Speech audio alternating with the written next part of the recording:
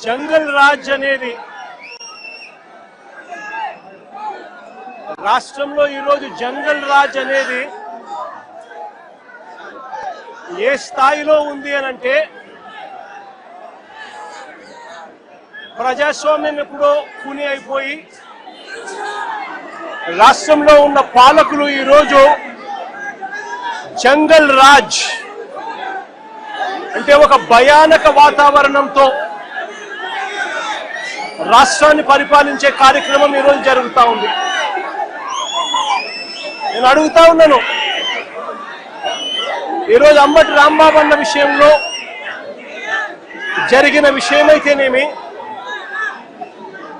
ఈ మధ్యకాలంలో జరిగిన జోగి రమేష్ ఇంటి మీద దాడి విషయమైతేనేమి,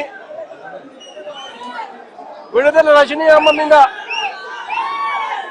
అటాక్ చేసిన విషయమైతేనేమి, బోళ్ళ బ్రహ్మనాయుడు అన్న మీద అటాక్ చేసిన విషయమైతేనేమి, అన్నీ కూడా ఈ మధ్య కాలంలోనే జరిగిన ఈ కొన్ని ఘటనలు మాత్రమే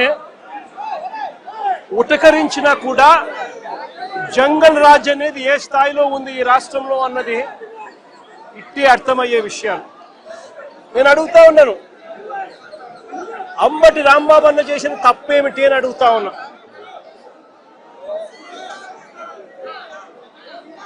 విడుదల రజనమ్మ చేసిన తప్పేమిటి అని అడుగుతా ఉన్నా. జోగి రమేష్ చేసిన తప్పేమిటి అని అడుగుతా ఉన్నా. కరుణాకర్ రెడ్డి తిరుపతి భూముల కరుణాకర్ రెడ్డి చేసిన తప్పేమిటి అని అడుగుతా ఉన్నా. కాకాని గోవర్ధన్ అన్న చేసిన తప్పేమిటి అని అడుగుతా ఉన్నా. బోళ్ళ బ్రహ్మనాయుడు అన్న చేసిన తప్పేమిటి అని అడుగుతా ఉన్నా. కేవలము చంద్రబాబు నాయుడు గారు అనే వ్యక్తి గత సంవత్సరంన్నర నుంచి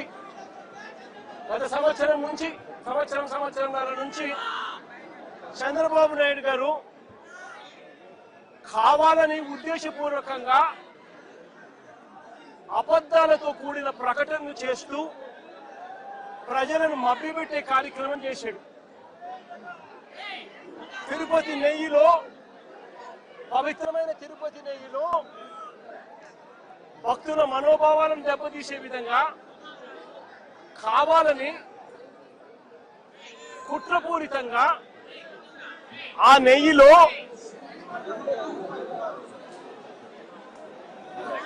జంతువుల కొవ్వు ఉందని, గొడ్డు మాంసం కొవ్వు ఉందని, పంది కొవ్వు ఉందని,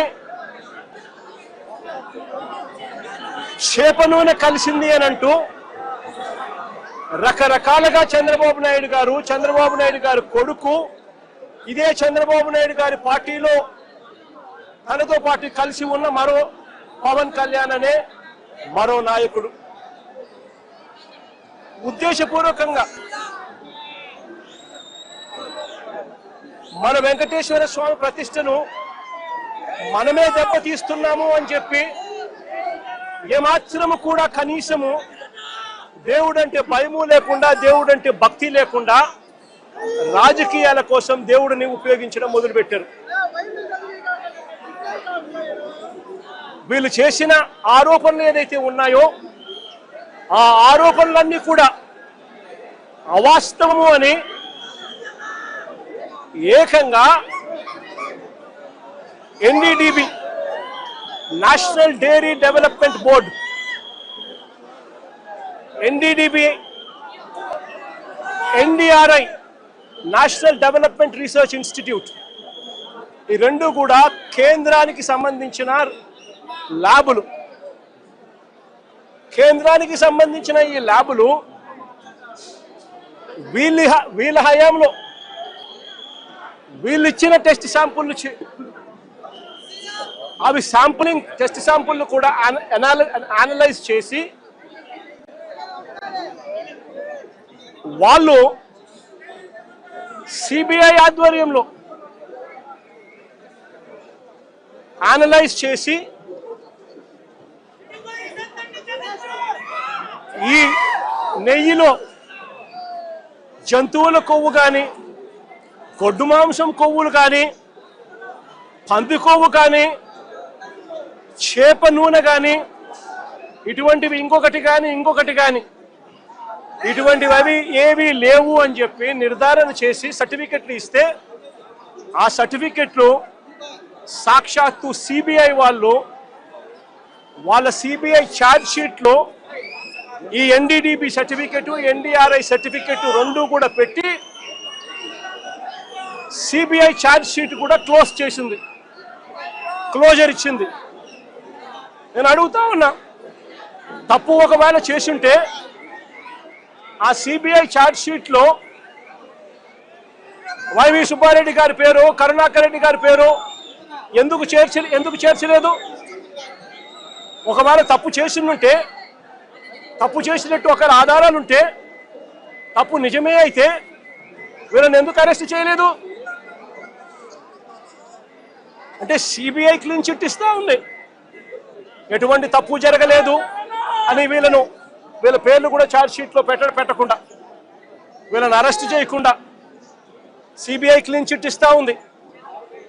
ఎన్డీడీబీ ల్యాబు, ఎన్డీఆర్ఐ ల్యాబు, ఈ ల్యాబులు కూడా క్లీన్ చిట్లు ఇస్తా ఉన్నాయి. మరి ఇన్ని క్లీన్ చిట్లు ఇస్తా ఉన్న సందర్భాలలో అసలు ఈ సిబిఐ అనేది ఎందుకు వచ్చింది? వైవి సుబ్బారెడ్డి గారు సుప్రీంకోర్టుకు వెళ్ళి రాష్ట్ర ప్రభుత్వం చేస్తా ఉన్న ఆరోపణలు తప్పు, వీటి మీద విచారణ చేయండి అని వైవి సుబ్బారెడ్డి గారు సుప్రీంకోర్టుకు వెళ్ళి కేసు వేస్తే సుప్రీంకోర్టు వైవి సుబ్బారెడ్డి గారి పిటిషన్ మేరకు సిబిఐ చేత విచారణకు పర్మిషన్ ఇచ్చింది. వాళ్ళు విచారణ చేసి వీళ్ళెవరూ తప్పు చేయలేదు అని చెప్పి నిర్ధారించి ఎన్డీడీబీ, ఎన్డీఆర్ఐ ల్యాబుల సర్టిఫికెట్ను కూడా పొందుపరిచి క్లీన్ చిట్లు ఇస్తే చంద్రబాబు నాయుడు గారు అనే వ్యక్తి, పవన్ కళ్యాణ్ అనే వ్యక్తి, నారా లోకేష్ అనే వ్యక్తి, ఇంకా ఇటువంటి అన్యాయస్తులు ఎవరైతే ఉన్నారో వీళ్ళంతా కూడా చేసిన తప్పుకు చంపలేసుకొని ప్రజలకు, వెంకటేశ్వర స్వామికి చేసిన తప్పులకు లెంపలేసుకొని క్షమాపణ కోరాల్సింది పోయి ఇదే చంద్రబాబు నాయుడు గారు, ఇదే లోకేష్ అనే చంద్రబాబు నాయుడు గారి కొడుకు, ఇదే పవన్ కళ్యాణ్ అనే ఇంకొక వ్యక్తి, వీళ్ళంతా కూడా కూడబలుపుకొని మళ్ళీ అదే అబద్ధాలను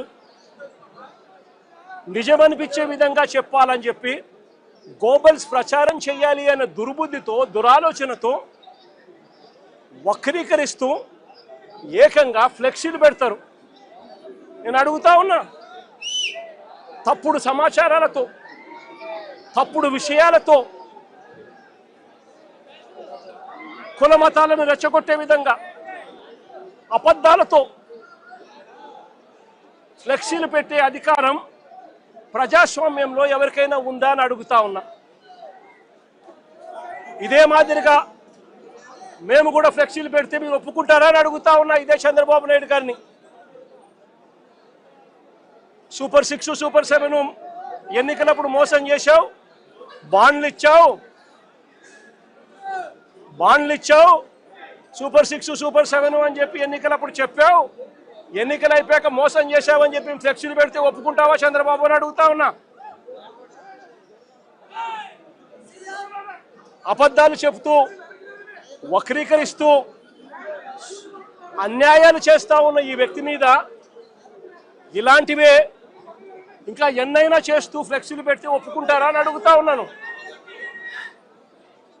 అబద్ధాలు చెబుతూ, మోసం చేస్తూ, వక్రీకరిస్తూ, దుర్బుద్ధితో ఫ్లెక్సీలు పెట్టి భావోద్వేగాలను రెచ్చగొట్టే కార్యక్రమం ఒకవైపున చేస్తూ, మరోవైపున చంద్రబాబు నాయుడు గారిని ఏకంగా సిబిఐ తన ఛార్జ్ షీట్ వేసిన నేపథ్యంలో ఎన్డీడీబీ, ఎన్డీఆర్ఐ రెండు కూడా ల్యాబ్ సర్టిఫికెట్లు ఎటువంటి గొడ్డు మాంసము, ఎటువంటి కొవ్వు, ఎటువంటి జంతువుల కొవ్వు, ఎటువంటి మాంసము ఎటువంటిది లేదు అని చెప్పి ఇచ్చిన సర్టిఫికెట్లు ఒకవైపున ఇస్తే ఇదే పెద్ద మనిషి చంద్రబాబు నాయుడు గారికి క్షమాపణ చెప్పాల్సింది పోయి చంద్రబాబు నాయుడు గారిని ఎవరైనా ప్రశ్నిస్తే ఎందుకయ్యా ఇంత అబద్ధాలు చెప్పావు, ఎందుకయ్యా ఇలా అన్యాయం చేశావు, అబద్ధాలు చెప్పావు, ఎందుకయ్యా ఇలా అన్యాయం చేశావు, ఎందుకయ్యా ఇలా వెంకటేశ్వర స్వామి ప్రసాదాన్ని ఆ ప్రతిష్టను ఎందుకయ్యా దెబ్బతీశావు అని చంద్రబాబు నాయుడు గారిని ఎవరైనా గట్టిగా నిలదీస్తే, గట్టిగా ప్రశ్నిస్తే ఆయన చేసింది ఏమిటి? అంబటి రాంబాబన్న మీద దాడి. ఏ రకంగా దాడి చేశారు? 10:30కు ఆయన గుడికి పోయి